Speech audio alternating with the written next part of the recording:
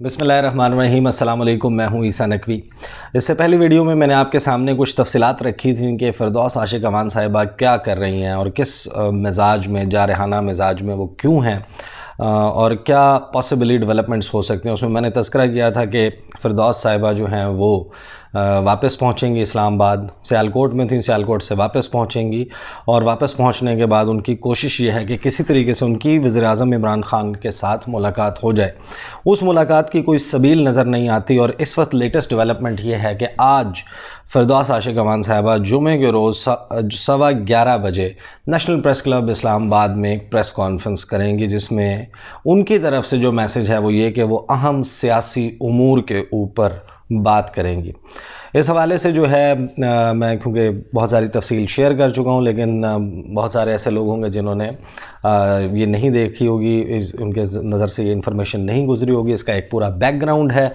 उसमें से मैं आपको कुछ चीज़ा चीज़ें बताता हूँ। लेकिन अभी प्रेस कॉन्फ्रेंस के हवाले से मैं आपको बताऊँ कि ये प्रेस कॉन्फ्रेंस बहुत सारे लोग जो हैं वो ये एक्सपेक्ट कर रहे हैं कि ये एक नॉर्मल प्रेस कॉन्फ्रेंस होगी। इसमें नॉर्मल होने का चांस भी उतना ही है जितना इसके अब नॉर्मल होने का चांस है। ये भी मुमकिन है कि फ़िरदौस आशिक़ अमान साहिबा जो हैं वो बिल्कुल ही एक तरह से फट पड़े और जो है वो मलबा जो है अपनी वजारत के छिन जाने का और उनके ऊपर जो इल्ज़ामात लगे हैं उसको मुकम्मल तौर पर पार्टी के ऊपर शिफ्ट करने की, या पार्टी में 2 से 3 लोग ऐसे हैं जिनके ऊपर वो शिफ्ट करने की कोशिश करें।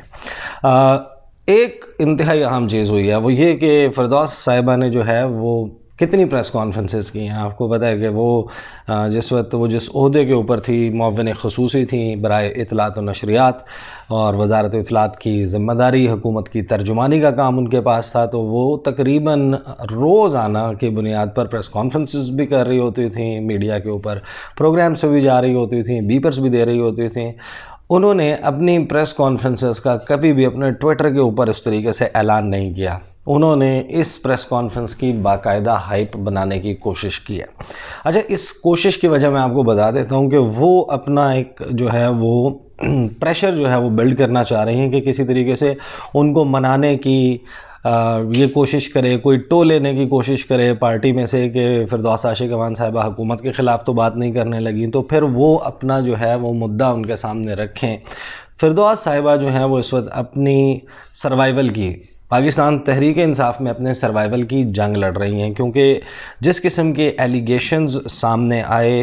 हालांकि वो इनफॉर्मली आए, लेकिन वो क्योंकि आए इस तरीके से कि लगा ये कि जैसे प्राइम मिनिस्टर ऑफिस में बैठे हुए कुछ लोगों ने ये इल्ज़ामात जो हैं उनकी फहरिस्त जो है वो रिपोर्टर्स में ख़ुद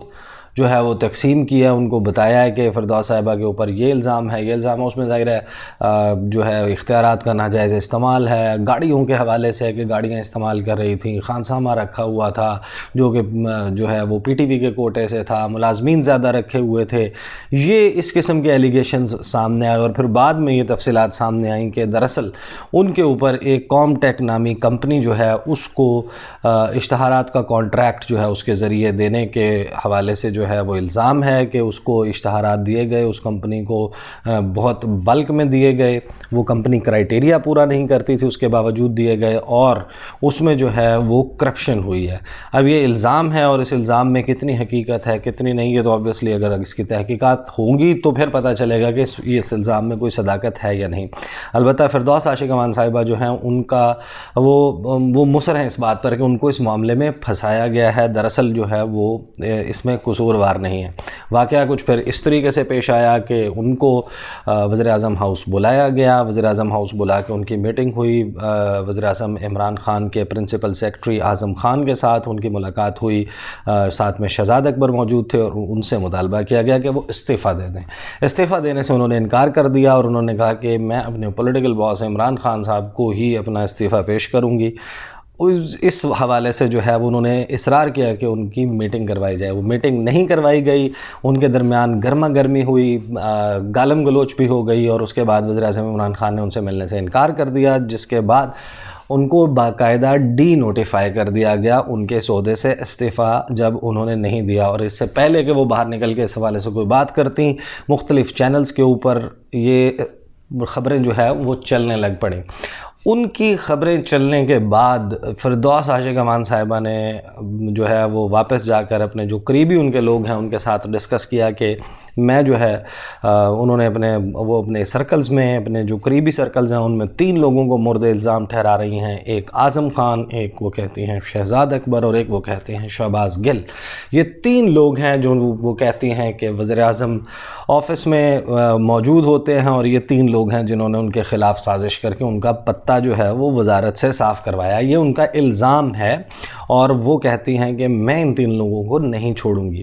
اس سارے معاملے کے اوپر وہ کرتی رہیں، پھر ان کو منا کے ان کو بتایا گیا کہ اگر آپ پارٹی کے خلاف بات کرتی ہیں تو اس کا مطلب ہے کہ آپ کا پولیٹیکل فیوچر پارٹی میں ختم ہو جائے گا۔ آپ کو اگر کوئی فیس سیونگ مل سکتی ہے، اس پارٹی میں مزید فیوچر میں کوئی جگہ مل سکتی ہے، تو وہ اسی صورت میں ہے کہ اگر آپ، یہ ان کے قریبی دوست اور رفقا ہیں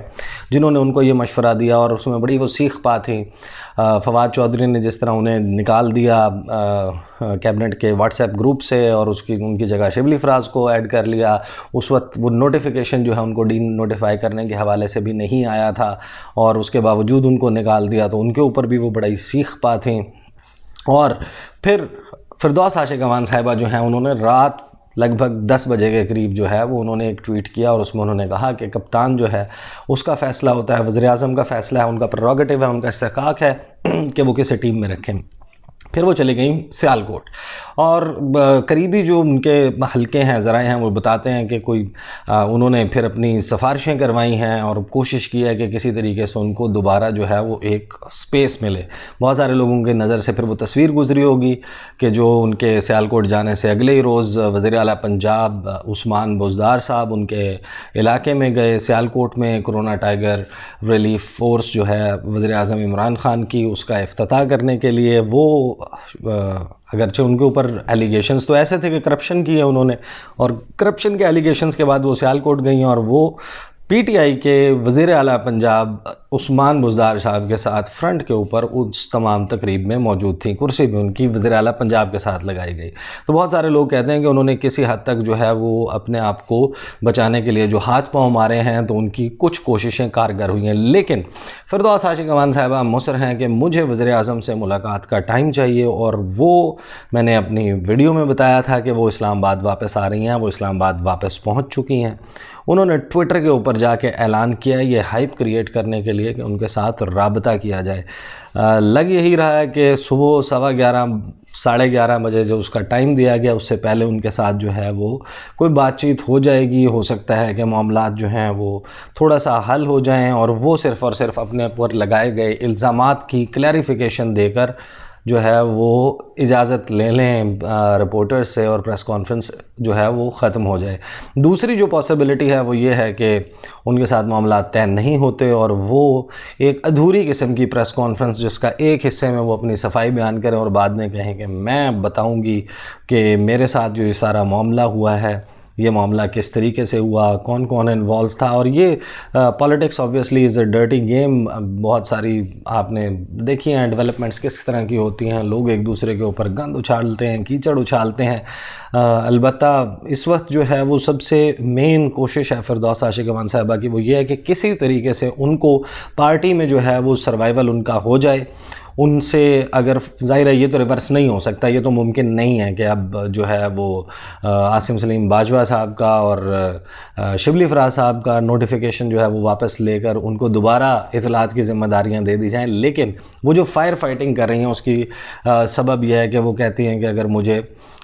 فیوچر میں کوئی کسی رول کا ان سے وعدہ کر لیا جائے، اور ان کے اوپر جو الزامات لگائے گئے ہیں پارٹی آفیشلی آ کر ان کو ڈیفینڈ کرے اور کہہ دے کہ اس قسم کے الزامات میں کوئی صداقت نہیں ہے، ان کو صرف اور صرف کارکردگی کی بنیاد پر یا کسی اور وجہ سے جو ہے وہ کسی بھی ریزن کی وجہ سے ان کو جو ہے وہ سائیڈ لائن کیا گیا، یا ان سے ابھی جو ہے وہ پارٹی کی وجہ سے یہ کوشش کیا ہے، یہ فیصلہ کیا ہے کہ کوئی پارٹی کا فیس ہو، شبلی فراز ہوں جیسے، وہ آ کر پارٹی کی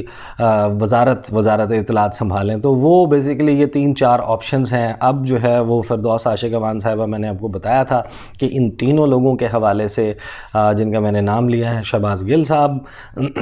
ان کے حوالے سے اعظم خان کے حوالے سے اور جو پرنسپل سیکرٹری ہیں وزیر اعظم عمران خان کے اور شہزاد اکبر صاحب کے حوالے سے یہ کہتی پھر رہی ہیں کہ اگر انہوں نے میرے اوپر الزام لگایا تو ثبوت تو میرے پاس بھی ہیں، میرے سامنے تو ایک کالم رکھا گیا تھا، میرے پاس تو فائلوں کے دتھے موجود ہیں۔ اب ان کی فردوس عاشق امان صاحبہ کے جو پرائیویٹلی وہ یہ کہتی پھر رہی ہیں ان میں کتنی صداقت ہے کتنی نہیں، وہ ظاہر ہے کہ اگر وہ سامنے رکھنے کا فیصلہ کرتی ہیں ان الزامات کو تو وہ بھی سامنے آ جائیں گے۔ ابھی فی الوقت صورتحال یہ ہے کہ فردوس عاشق امان صاحبہ کی پریس کانفرنس کا انتظار جو ہے وہ اقتدار کے حلقوں میں بڑی بے چینی سے ہو رہا ہے۔ تمام سیاسی حلقوں کی نظریں ہیں اسلام آباد میں وفاقی دارالحکومت پر کہ یہاں پر فردوس عاشق امان صاحبہ جو ہیں وہ کل کیا گل کھلائیں گی، کیا پریس کانفرنس کریں گی، کون سی ایسی بات کریں گی، کیا صرف اپنے آپ کو ڈیفینڈ کر کے چھوڑ دیں گی یا